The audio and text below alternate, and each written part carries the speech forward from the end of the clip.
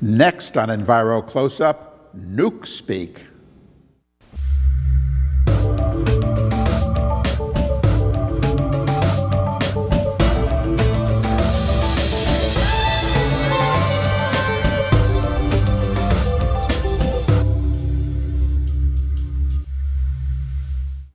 Welcome to Enviro Close-Up.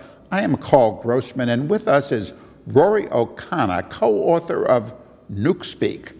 Of the books written about nuclear technology through the years, it's among the finest and absolute classic. A new 30th anniversary edition of Nukespeak has just come out as a Kindle edition, and added to its title is The Selling of Nuclear Technology from the Manhattan Project to Fukushima.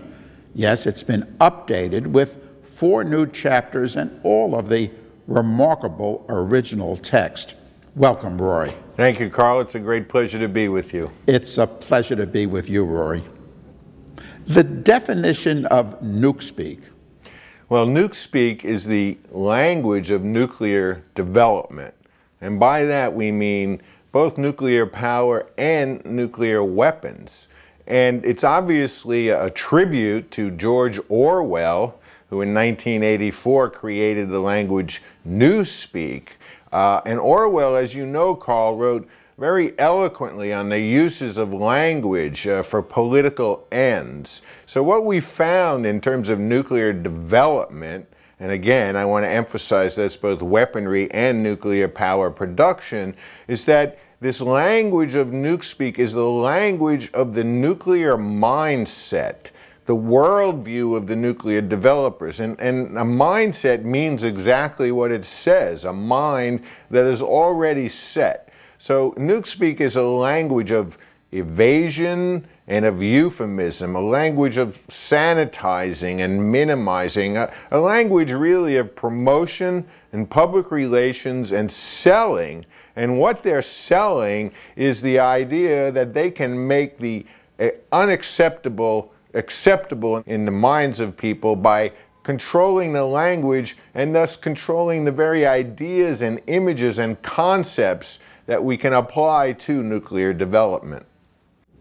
How did the World War II Manhattan Project, the crash program to build atomic weapons, contribute to this Nukespeak?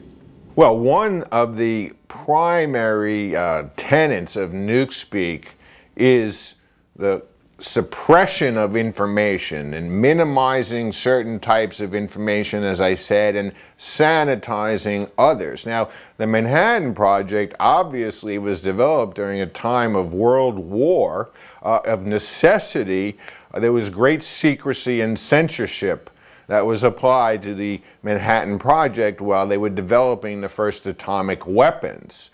What we found, unfortunately, is that even after those weapons were used, 2 of them, as we must recall, were dropped on the Japanese people, resulting in literally hundreds of thousands of deaths. But after they were used, these same techniques of suppression of information, of minimizing what is said to the public, and of secrecy and of censorship continued to be applied even after the end of the project, after the end of the war, and were transferred from the development of nuclear weapons to the subsequent development of the so-called peaceful atom and nuclear power production. Now, what was the role of William Lawrence in this nuclear promotion? He was a reporter for the New York Times then. Well, you know, William Lawrence, as you say, was the star reporter for the New York Times, and he was taken inside the development of the nuclear weapons in the Manhattan Project and given, you know, rather exclusive access. And as remains the case today, reporters for mainstream publications such as the New York Times quite often trade in exchange for that access their independence. So if you look at the reportage of William Lawrence, you're going to find many of the classic terms of Nukespeak applied. For example, he would call the splitting of the atom the beginning of the elixir of life was one of the phrases. It was often compared to the promised land, to a new golden life that awaited us. And one of the things that Lawrence was involved in was helping to make the shift from the awful terror and power of the nuclear weapons that had been dropped on the Japanese people to end World War II, and making the shift from that wartime footing to what came to be known in the early 1950s as Atoms for Peace. Now, as you recall, President Eisenhower first unveiled the Atoms for Peace program in a landmark speech before the United Nations in 1954. And Eisenhower went before the General Assembly and he literally said, "I'm speaking to you today in the words of a new language." So even Eisenhower was nodding to the fact that there was this entire new language of nuclear development. But what we found, and frankly, we think that this word peace, atoms for peace, a peaceful nuclear device to call an atom bomb, for example, which is what the Indians called theirs, the use of the word peace, or I should say actually the misuse of the word peace, comes directly out of a desire on the part of the nuclear developers to essentially assuage their guilt. They had split the atom, they had unleashed this phenomenal and terrible power, the awesome explosiveness of the atom, and they had used it for very destructive purposes. And they felt guilty about this. So in order to assuage their guilt, there was a major effort made to transfer the technology from its destructive application in nuclear weapons into what they truly believed would be a much more productive use of the peaceful atom in order to supply electricity mainly by boiling water. So what you find is that most nuclear power plants are really just a very complex and expensive way of boiling water so that turbines can turn and generate electricity. In addition to going in front of the United Nations and giving this speech, Eisenhower also was photographed, we have images of this in the book, standing with a radioactive wand. And supposedly, of course it didn't actually work this way, but supposedly by waving that wand, he initiated the first nuclear power production in the United States in 1954. The accident at the 3 Mile Island nuclear plant in 1979 was the inspiration for the first edition of the book. Well, that's correct. And, let's look at that word accident that you just used, because again, this is one of the classics of Nukespeak. In Nukespeak, there is no word accident. Instead, accidents are called transients. They're called events. They're called normal aberrations. They're called anything but what they actually are, which is the word accident. So yes, when 3 Mile Island happened in 1979, again, this was a case where the nuclear developers, because of the nuclear mindset, were literally incapable of imagining what they saw as unimaginable. They didn't have the words, and hence they didn't have the concepts or the ability to imagine that there could be a sequence of events such as happened at 3 Mile Island that may lead to an accident. And as you know, there was a partial meltdown at 3 Mile Island, and we came very close, literally within seconds, of having a full-blown disaster. Not that the accident that happened wasn't a serious one. But of course, the 3 Mile Island accident had been preceded by other incidents, other plant transients, other accidents at other plants, most notably at the Davis-Besse nuclear power plant earlier, which should have indicated to the nuclear developers that the chain of events, which at 3 Mile Island frankly included human error, operating error, they never imagined, even though they had a lot of experience at places like Davis-Besse, where again we came very close to a disaster. Even so, in the nuclear mindset, there was no possibility of an accident. There was no word accident, and therefore they couldn't imagine that what happened at 3 Mile Island would ever transpire. But it did. And that's, you're right, that's entirely what gave birth to the original edition of Nukespeak, which was put out in 1981 by Sierra Club Books. I'm very proud to be published by Sierra Club, you know, such an active environmental group, and one that has nearly 1 million members of people who are out there still fighting, you know, the same fight that we were fighting 30 years ago. Nukespeak has become an international language. How did it figure in the handling of the 1986 Chernobyl disaster in the former Soviet Union?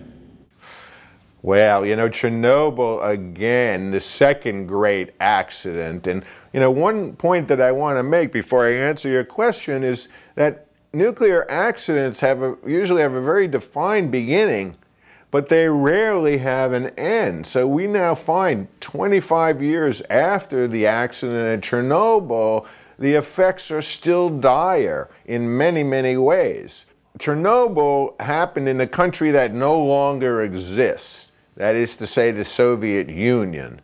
And Gorbachev, who was the head of the Soviet Union, later said that he thought that the accident at Chernobyl and the handling of it by the Soviet authorities actually was one of the main contributing factors to the dissolution of the Soviet Union some short years thereafter. Why do I say that? Because again, the Soviet authorities did their best to minimize what was happening. They didn't admit that there had even been an accident at all for more than a day and a half.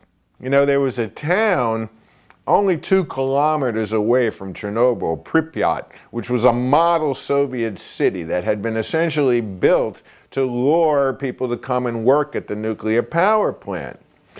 Even though there was a terrible explosion and radioactivity was, you know, literally pouring into the air where more than 50,000 people lived at Pripyat, the Soviet authorities didn't tell anyone who lived there for more than 36 hours. And when they finally did, and it's interesting because you can, to this day, hear the audio online in an archive. There was a loudspeaker announcement to the population after 36 hours saying they should consider evacuating because, quote unquote, there was an unfavorable radioactive atmosphere that had resulted from the accident. Now, also the Soviets didn't admit to the world that there had been an accident until a plume of radioactivity went over sensors in nearby Sweden. And the Swedish authorities were about to announce that there had been a nuclear accident. So it really wasn't until they were forced, that they were dragged, kicking and screaming, to actually begin to acknowledge, you know, the terrible reality of what was happening at Chernobyl, did the Soviet authorities, you know, even begin to open up. And as I say, Gorbachev, who later promoted the policy of so-called glasnost, or openness, said that the closed-minded approach to Chernobyl was one of the major contributing factors to the Soviet Union actually breaking up and going entirely out of existence. How is Nukespeak figuring now in the handling of the Fukushima Daiichi disaster? Well, you know, once again, we see a major accident, an accident that everybody said couldn't happen, And the same government and industry, and there's rarely much of a difference between the two when it comes to nuclear development. We find that there's always a revolving door, no matter what country, between the so-called regulators and the people in the industry. But to be specific, in Fukushima, the flow of information was suppressed, both by the government and by the industry. For days, they weren't even telling people what was actually happening. They used a lot of euphemism and invasion. For example, there was an explosion at one of the reactors. There were 4 reactors at Fukushima that melted down. When the first one had a hydrogen explosion, what did the government say? Not that there had been an explosion, that there had been a big sound and a puff of white smoke. So I don't know how you can get any more classic Nukespeak than to not call an accident, to not call an explosion an explosion. And finally, I want to point out that just as here in the United States, the Nuclear Regulatory Commission's own glossary literally does not contain the word meltdown. Similarly, in Japan, until quite recently, the documents by their regulators didn't include the word tsunami. So if you literally do not have the words to describe these very real events, it makes it much easier for you simply not to be able to imagine that they could ever occur. And this is precisely what happened in Fukushima. In that area of Japan and the northeast coast, very, very common, because it's located in a very active earthquake fault zone, to have both earthquakes and large tsunamis. Historically, going back, literally more than 1,000 years, the Japanese have records of very high tsunamis, often of the size of the one that happened in March 2011. So the Japanese authorities were aware of the possibility not only of earthquakes, but of very large tsunamis. In fact, they were so aware that they built a tsunami wall to protect the reactors. One problem: the wall that they built was only 19 feet high. The tsunami wave that came was more than twice as high as it had been in the past. So they literally knew what had happened in the past, but they couldn't imagine that it would happen again. And yet it did, with obviously disastrous, continuing, and long-lasting effects. You're right in Nukespeak that the nuclear debate is the most important debate in human history. Why? Well, for 2 reasons. As I said, there's two sides of the nuclear development coin. There's nuclear power and there's nuclear weapons. And one of the things that people like to forget is that we are still living in a hair-trigger alert nuclear weapons environment. Both Russia, the successor state to the Soviet Union, and the United States each still have literally thousands of nuclear weapons that are on a hair-trigger alert. And then in addition, if we look on the nuclear power side, let's just look at the effects of these accidents that occur, with regularity, at least one every decade, as we now see. In Chernobyl, for example, 25 years after the accident, we still have no idea literally how many people have died as a result of it. And the estimates range absurdly from several dozen to just under 1 million. In addition, in Chernobyl, they still have no way of capping the radioactivity that's coming out of the site. In fact, they're now building, and here's a great piece of Nukespeak for you, a sarcophagus, in other words, a coffin. This is going to be the largest mobile structure ever built in the world. It's on tracks, and when it's completed, actually, let me say, if it's completed, because it's already 15 years overdue, and the money that was pledged by many, many states in order to build it has yet to materialize. But even if it does get built and slid over on these rails and put on top of the hulking, still radioactive core there, even then, that sarcophagus is only designed to last for 100 years. And as you know, some of these nuclear materials are radioactive for thousands of years. So there literally is no end in sight for both the accident at Chernobyl and the continuing accident at Fukushima. What can people do about all this?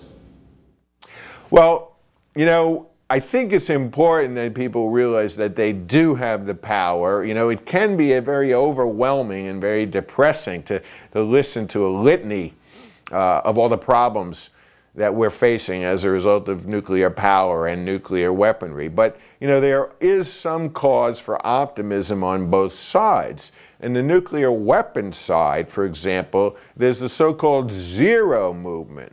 And we find that many prominent people, very high previous government officials in the United States, and not just liberals or Democrats, but people who were the Secretary of Defense, people who were Secretary of State, such as Henry Kissinger, have all signed on to this movement to try to, over time, in a rational manner, zero out and eliminate entirely nuclear weapons from the world. And the Zero campaign is something that's been very actively supported here in the United States by President Obama.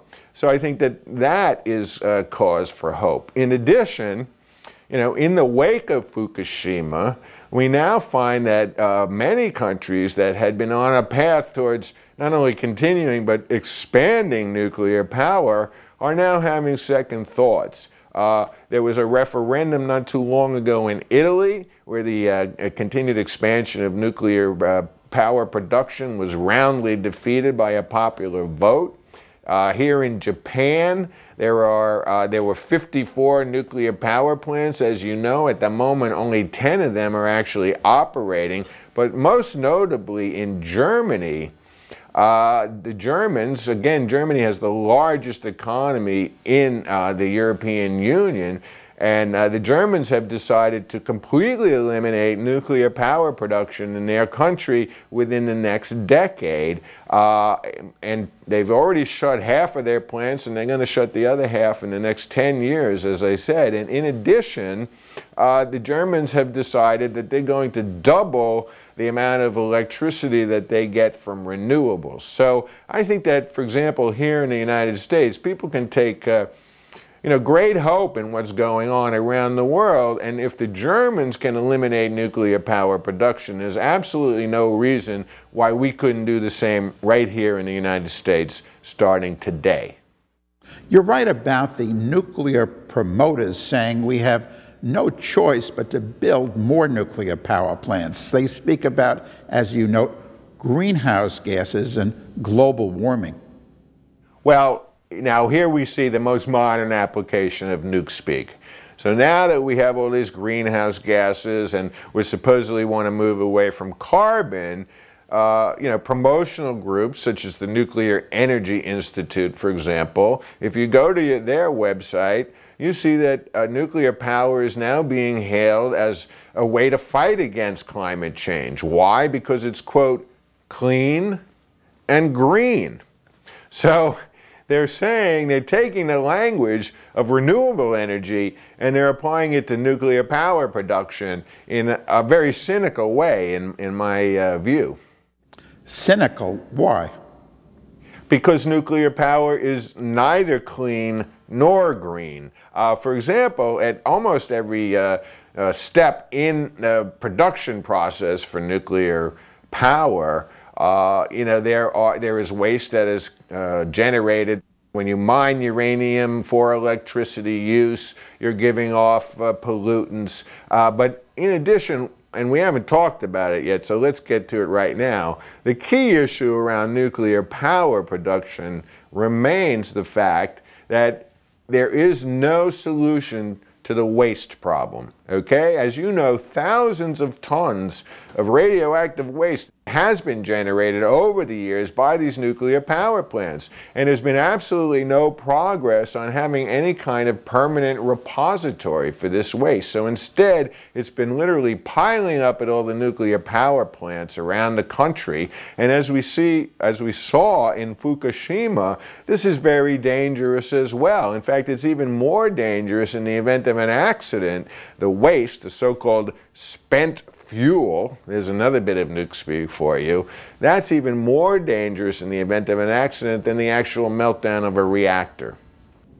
You write frequently in the book about the nuclear promoters referring to themselves as a nuclear priesthood. What are they thinking?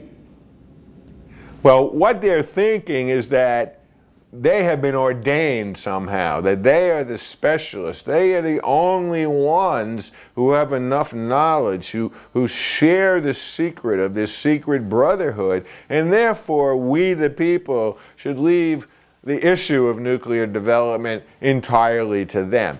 Obviously, this is not the case. So I urge people, to go to our website at www.nukespeak.org.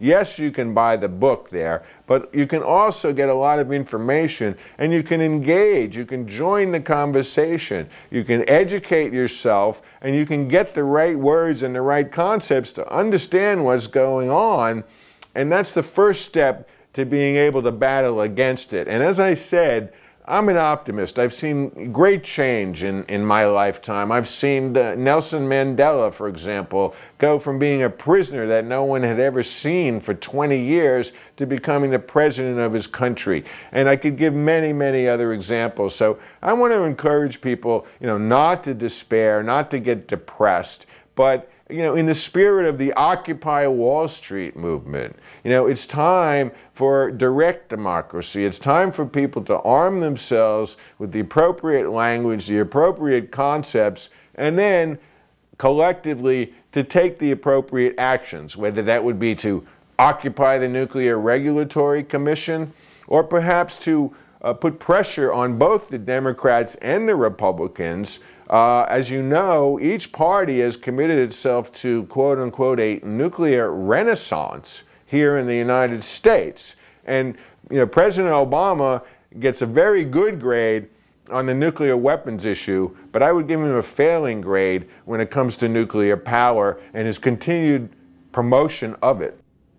You close the book by saying we must change our language and adopt a more explicit and realistic way of speaking and thinking about nuclear issues. Elaborate on that, please. Well, we begin the book by quoting a linguist, Benjamin Lee Whorf, and he said that a change in language can change our appreciation of the cosmos. So this is where change begins, by calling a spade, by calling an accident, instead of by evading what it really is, by using euphemisms, by minimizing, and by sanitizing. So I think that if people learn to decode the language of the nuclear developers, hopefully it will enable them, as I said, to go on to act collectively, whether it's at the ballot box or whether it's literally by occupying, to take the actions necessary to free us finally from both atoms for war and atoms for peace. Thank you, Rory O'Connor. Thank you, Carl. It's been a great pleasure. And thank you for watching. I'm Carl Grossman. For more information or to view any Enviro Close-Up program, visit our website at envirovideo.com.